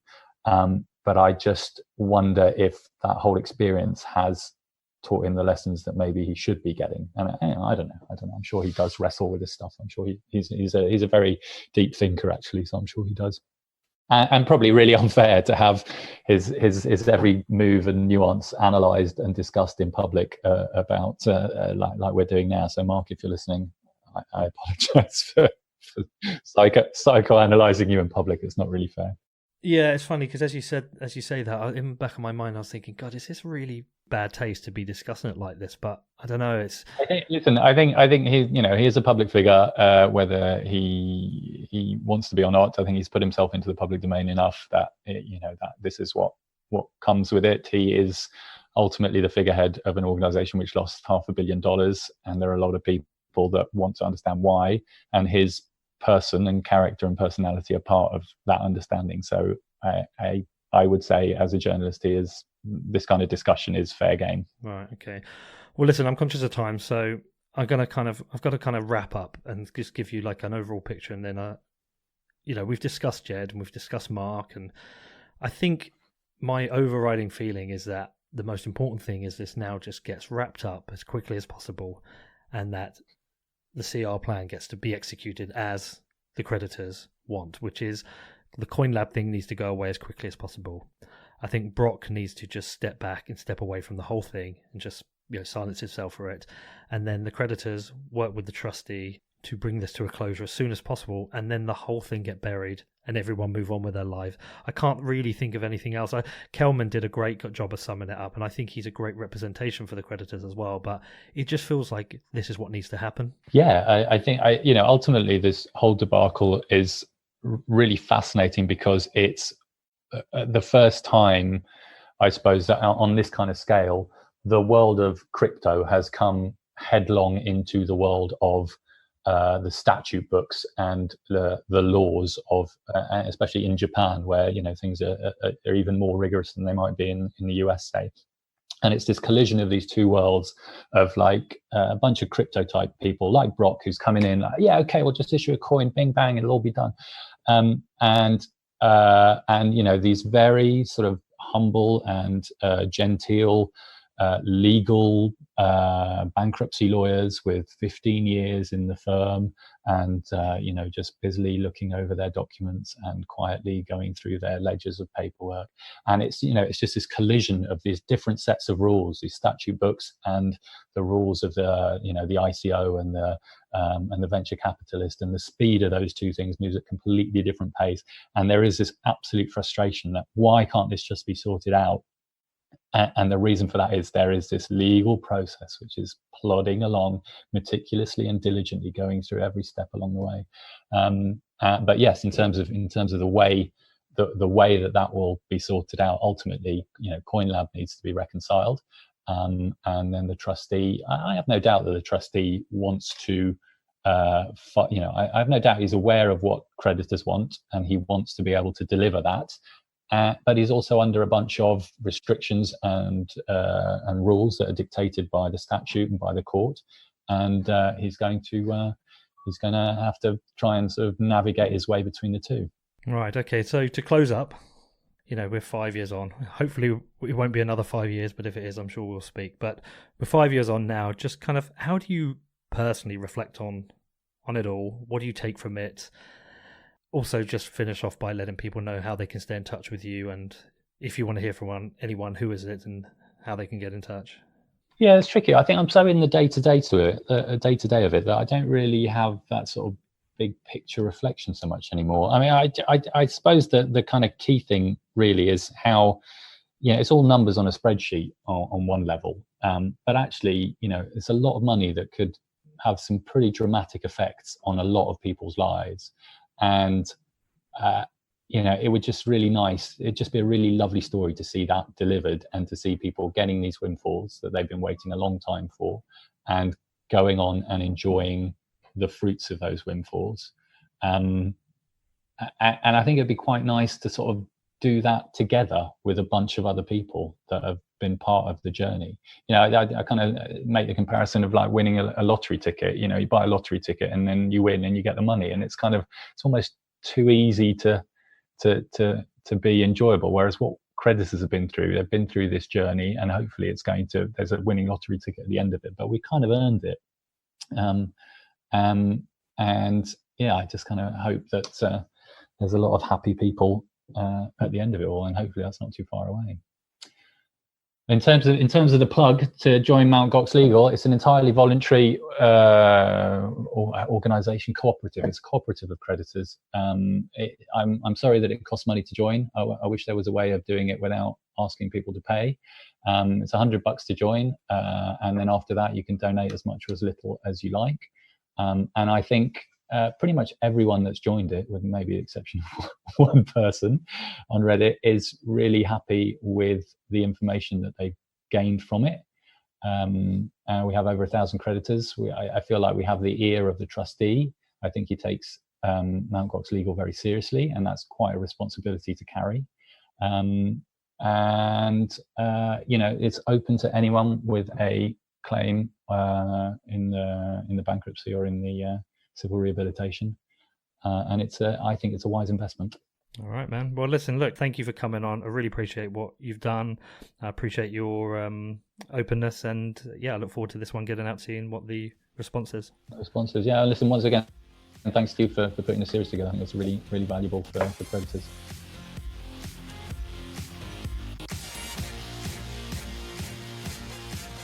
Okay, so how was that? What did you make of what Andy had to say, or some of my comments?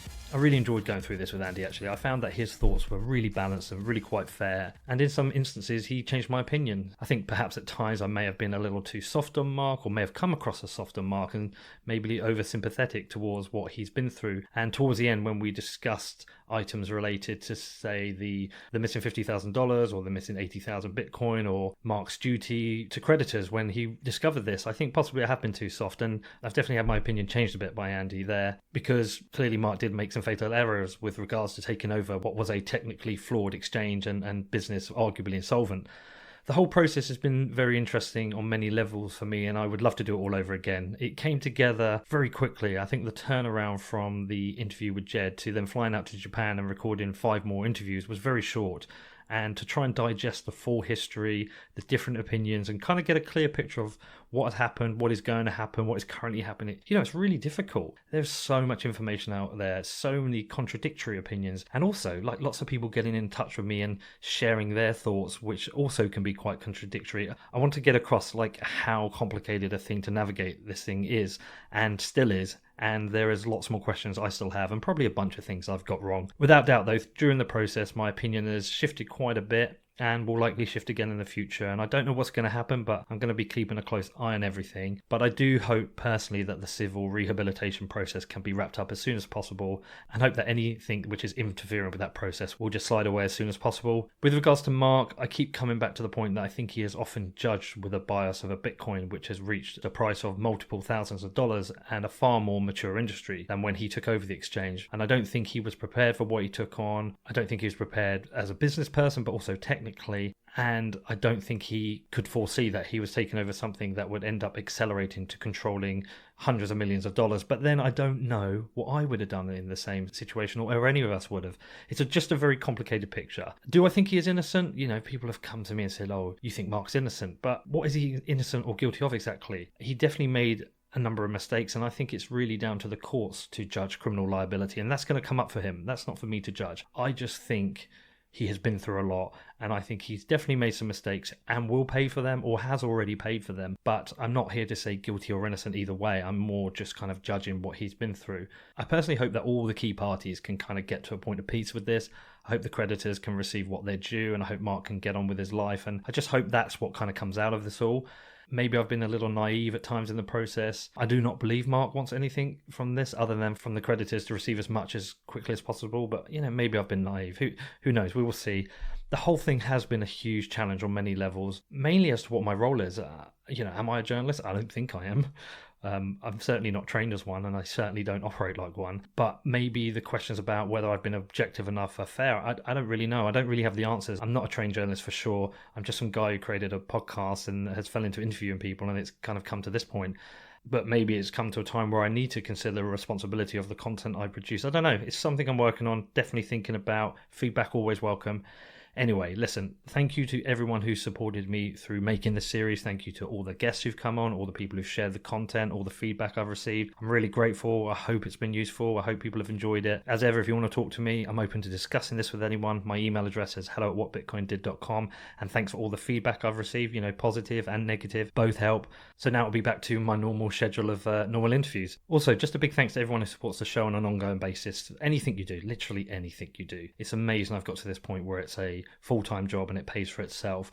And if you do want to support the show, there's a number of things you can do. It's all listed on my website in the support section, which is whatbitcoindid.com. I won't go into it now. There's a whole bunch of stuff there. I think I've waffled on enough. Okay, so this week I'll get back to my normal schedule. Next interview coming up is with Lily Lou. It's a really great interview. I can't wait to get that one out. I hope you enjoy it.